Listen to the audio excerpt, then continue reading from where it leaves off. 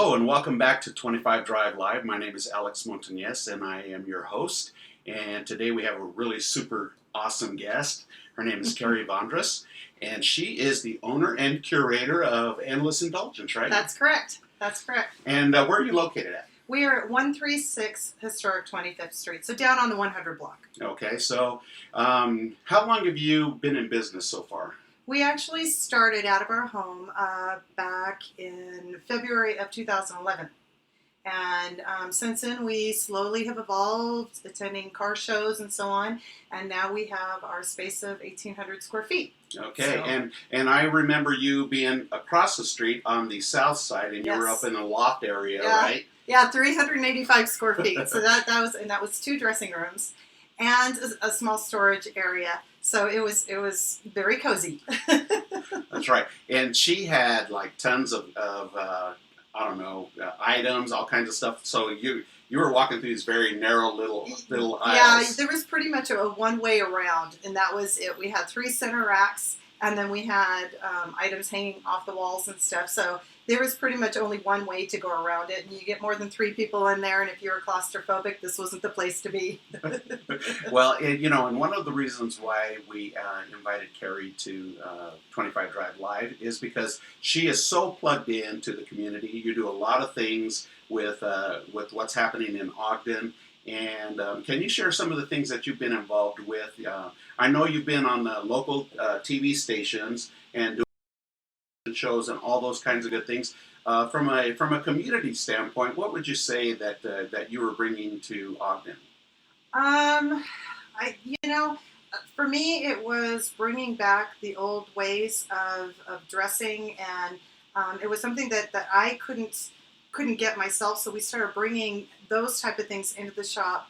Like you said, we have done 2 News. We've also done Channel 13. We've been fortunate to do that. This last fashion show that we did, we had a young lady, Kelsey, that wanted to participate, and for us it was a Make-A-Wish grant. Okay. So that was something that was really fun. We also do events like our sale and swaps, and so guys and gals will bring items to the shop that they're looking to sell it and swap it, and what actually doesn't end up selling or people decide that they want to donate, we donate to the Ogden Women's Shelter. So, in the hopes that they have clothing to go out and perhaps go for job interviews and that kind of thing. Okay, so I'd like to delve into this Make-A-Wish Foundation and what you guys did with Kelsey. Is that what her name was? Yes. That was actually brought to our attention by Jessica Holland, and she's actually one of the business owners on the streets as well. This was a relative of hers, and she had seen, all the different times that Jessica has shot our fashion shows, and so it was something that was approached us, and you can't say anything but yes. It was pretty fun. Jess got a big kick out of it.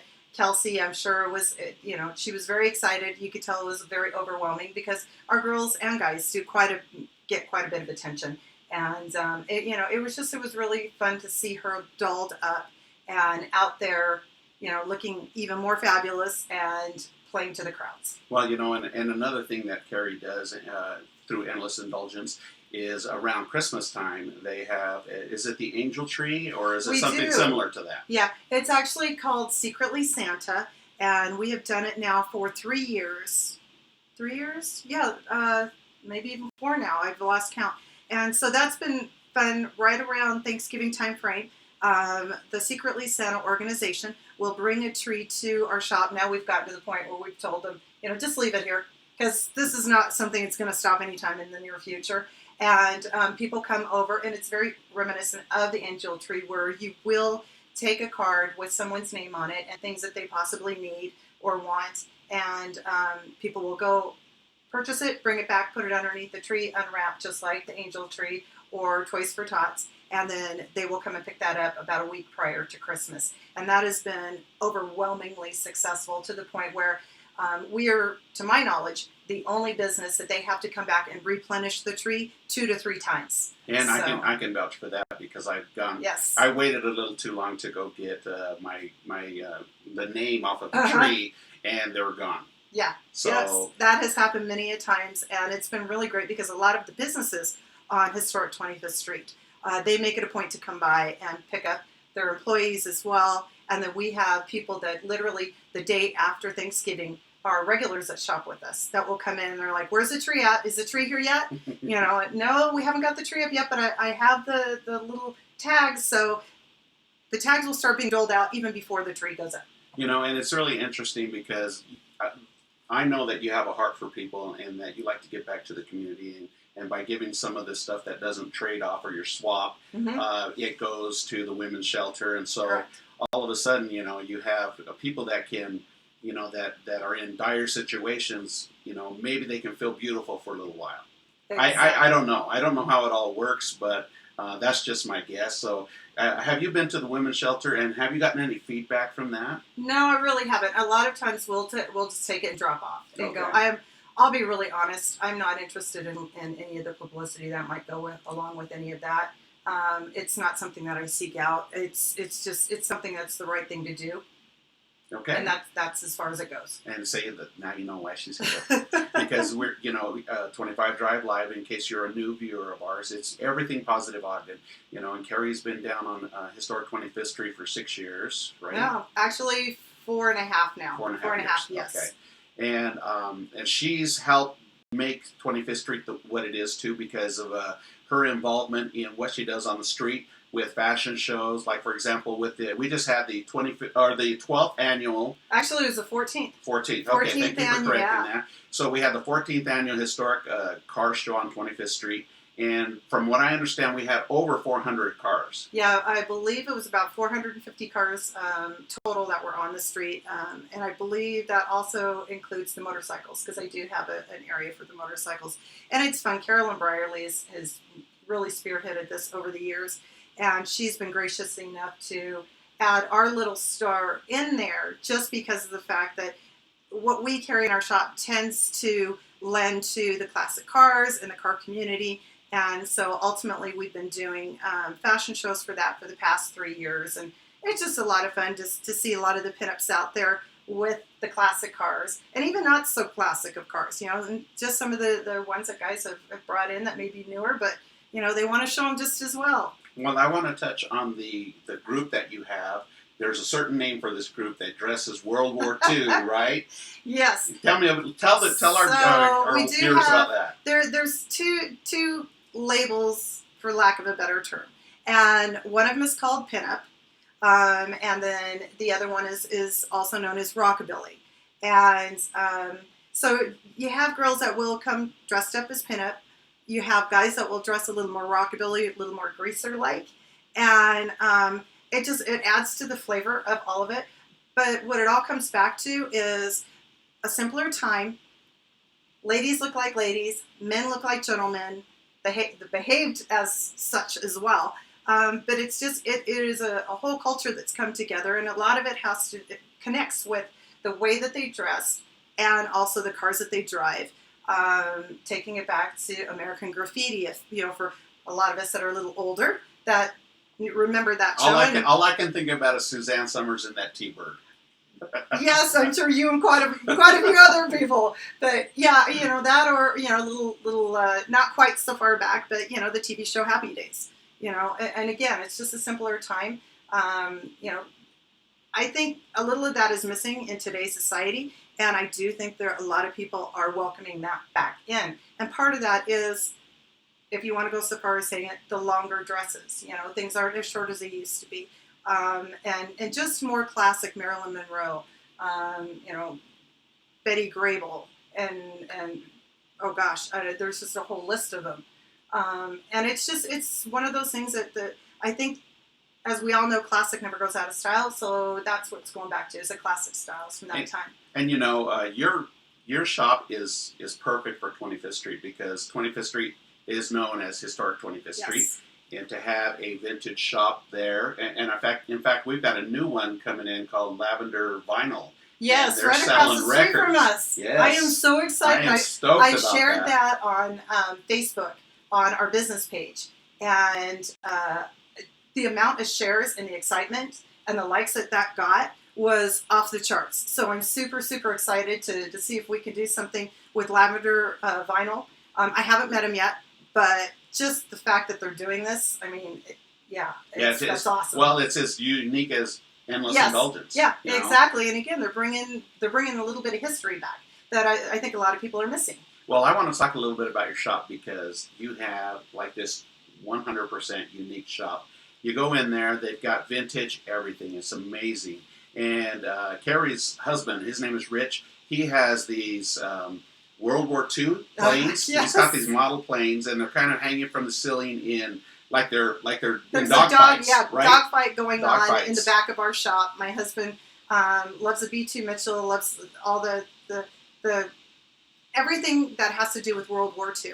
And so, yes, the car community is a big part of what we do, but also taking it back to World War II and that time. So what else do? You put a dogfight on the ceiling of your shop. So Right, and and it really looks it's almost, I don't want to say a museum because that makes it sound something different than it is, that's that's pretty good though. Yeah, they've got some cool pieces in there. They've even got tables, these glass tables, and the bottom of them is made of a bomb. 1,000-pound bomb. Yes, a very good friend of ours, Brian Swift, was an absolute sweetheart. And he called me one day and he says, before we got into the big shop, he says to me, Carrie, I've got these bombs and I have this idea of making these tables. And I just thought, don't know where you're going with this, but it sounds amazing. He says, well, what color would you like them? And being a bit of a traditionalist, I said, well, green. That's what they were back in the day. And so, yes, now we have 2 tables made out of 1,000-pound bombs in the shop that are pinstriped. And so it's kind of meshing of the rockabilly culture along with World War II. So it doesn't get any better than that. Well, my question to you is, are they legal? Yeah. Well, I haven't had to delve into them or change any light bulbs yet. So far we're okay. Do you have red and blue wires in there? Yeah, I don't know. I just cut? figured whenever the lights went out, I'd call Brian, let him deal with them. But the shop is truly unique. It's beautiful, and it's spacious. It's bright. It's got all the colors, as you can tell by the way that Carrie is dressed and the way that she carries herself. Very bright. It transfers over to your shop too. It does. It does. So I want to ask you a couple of things about the culture of the rockabilly and these cultures. Okay. You see all kinds of different groups. There are Harley groups, and they're all leathered out. They got the leather chaps. Everything on the bike is leather. The saddlebags, all that kind of cool stuff. Yeah, they represent. And the rockabilly crowd, if that's it, tell us a little bit about how this culture. So the word rockabilly actually came around about 1950s, and it's a combination of the word rock and roll and also hillbilly. So rockabilly tends to be, I guess the best way I can describe it, where you can get a visual, is going to be Johnny Cash. So a little bit of the hardness of the rock and roll, but at the same time has a twang from the hillbilly side of it. And sometimes they mix with the rhythm and blues as well. So the two of those came together, and actually as years have gone on, it has done a spin-off, and you get other genres like punk rock and so on. So that's where the rockabilly came from. And yeah, it could be just a little bit on the rebellious side as well. But yeah, and so whenever the girls were getting dressed up and so on, there was always kind of a theme to it. It was always a little more in your face. So hence the bright red hair, or the jet black hair. You do the little bit of the naughty girl with the bandana around, so that you have kind of a do-rag thing going on. The cuffed jeans and so on. So it wasn't as demure as a lot of the 1950s women were back in that time. So yeah, it was a little bit on the edgy side. Okay, and you have other kinds of groups. How dedicated and how widespread is this rockabilly movement around the globe? It's huge. Yeah, it's huge. It's really, really big in Japan. They're very much into Americana. There's a term, and I know I'm going to say it incorrect, so I apologize. Harajuku, something along those. Harajuku. And that's a whole group that is really into anything that's Americana. There's events once a year all over the world. One of the closest ones to Utah is going to be Viva Las Vegas Rockabilly Weekend. At the same time, though, you go over to Nashville, and they just had Nashville Boogie. And it's all about getting all of these people together that love the rockabilly look, that love the music, that want to wear the clothing from back in that time. Over in England, a very good friend of ours, Bernie Levi Dexter, they attend, and he performs at Hemsby. So, I mean, these big groups go on all over the world. And it's funny because I've had people come in there like, oh, this is the pin-up look and all that that's making a comeback in Utah. It actually never really left. There's a lot of people that do it. It's just, in our case, they didn't know where they could buy that type of clothing. It was always either online or you leave the state or whatever, and whatever you could find that you could tweak at the modern day stores. So that's why we started what we started. Well, let me ask you this question. Is it a type of a deal where it's where people do it because they're going to a party? Is it something part of their lifestyle? Sometimes. We definitely, especially around Halloween, we get young folks in that will, I want to look like a pinup for Halloween, which is great. And then they start doing it, and they're like, oh, this is kind of cool. I look, I get a lot of positive reaction from it. But there are quite a few people that we know personally that they live this lifestyle. Their house looks very 1950s. This is how he dresses. This is how she dresses. We know a young couple down in Cedar City. They do that. Another couple, actually several couples in Salt Lake City, they are the same way. There's quite a few people that take it all the way through, and their entire house looks like something out of the 1950s. And then there's other people that do it whenever they can. They go to work and they wear modern day clothes. Whenever they're not at work and whenever they're going out, then they'll start doing more of the pinup look or the rockabilly look or just a classic look from the 1950s. And they're usually pretty easy to spot. Even when they're in their modern day clothes, they tend to have that look to them. Okay.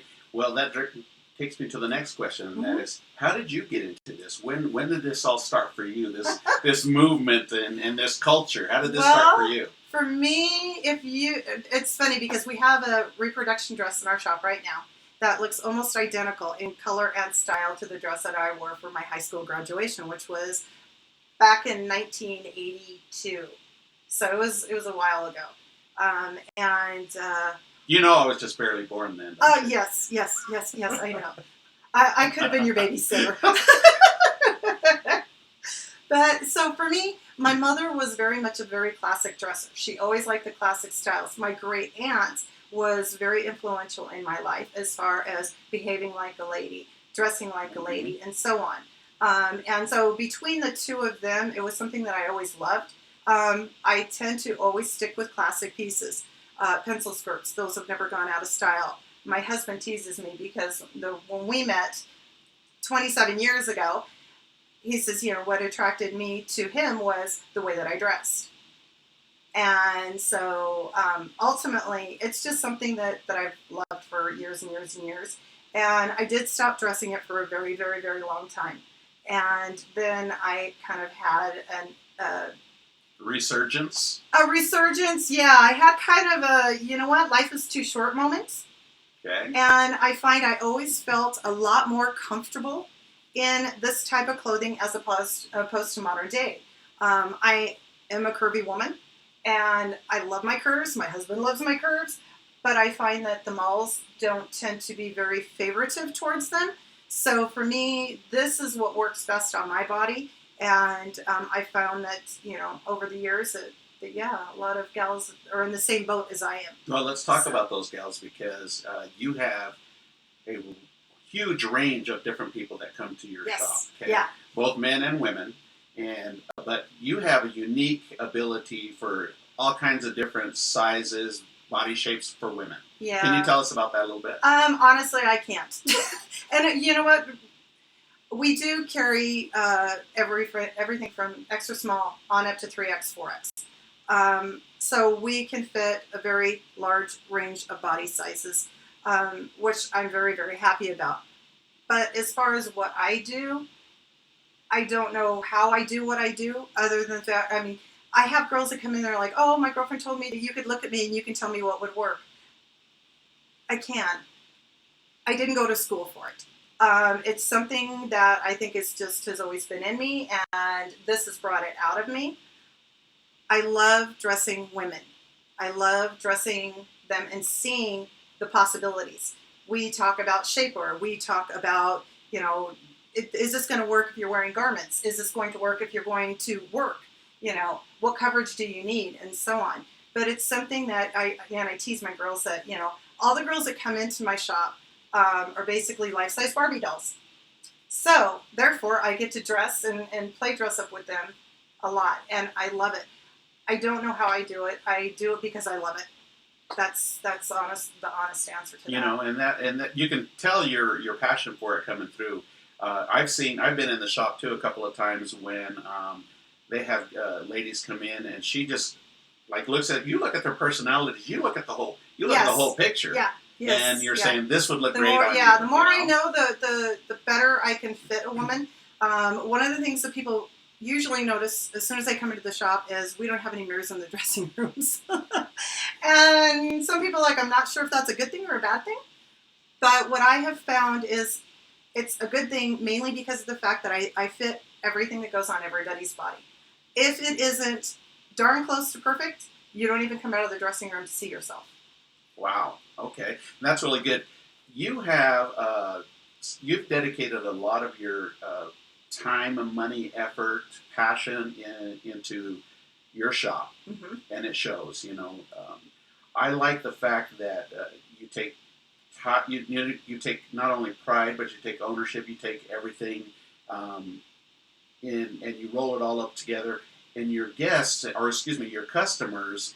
It shows. I was going to say, I actually don't ever call them my customers. They're my gals. Okay. Or they're my clients. But I never look at anybody as a customer. I like to think that most everybody that comes in, because we do get, I don't tend to shut up. I find out why you're coming in. How did you hear about us, and so on. So everybody that comes in, I like to spend a lot of time with them to find out exactly what their needs are. Unfortunately, customer service seems to be a lost art as well. And ultimately, we have brought that back. And I'm very proud of that. And I don't mean to be boastful, but we have brought that back. No, and you have. I mean, anyone that goes into your shop, they walk out of there like they're the only ones there. As it should be. Yeah. As it should be. And I hope that they know how much we appreciate them spending their hard-earned money coming in. We do carry quality. So, ultimately, you're not going to pay $20 for a dress. Over 80% of what you see in our shop is going to not be made in China. It's going to be made in the U.S. It's going to be made in Australia. It's going to be made in Sweden, not in China. Do we have a few pieces? Yes. There's just no way of getting out of it. But my feeling is in the 1940s and 50s, you didn't walk into a boutique and see that. Everything was made in the U.S. So we try and keep it as close to that as humanly possible.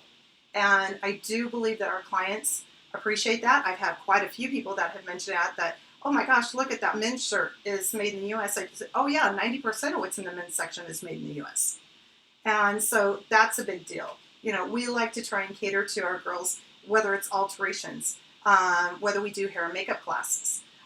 We've done swing dance classes in the shop. So everything to bring a community together as well as a fun shopping experience. And the other cool thing that they do too, because they've had bands come in that are rockabilly bands, and they're introducing this style, this music to people that have never done rockabilly. They may have heard it here or there, because I'm sure everybody has at one point or another. But when you go into Endless Indulgence and you're listening to a band or you're watching the swing dances and everything, you're thrown back in time. It's cool. Yeah, it's a lot of fun. We do events where we'll go next door to the Lighthouse Lounge, and that's really great.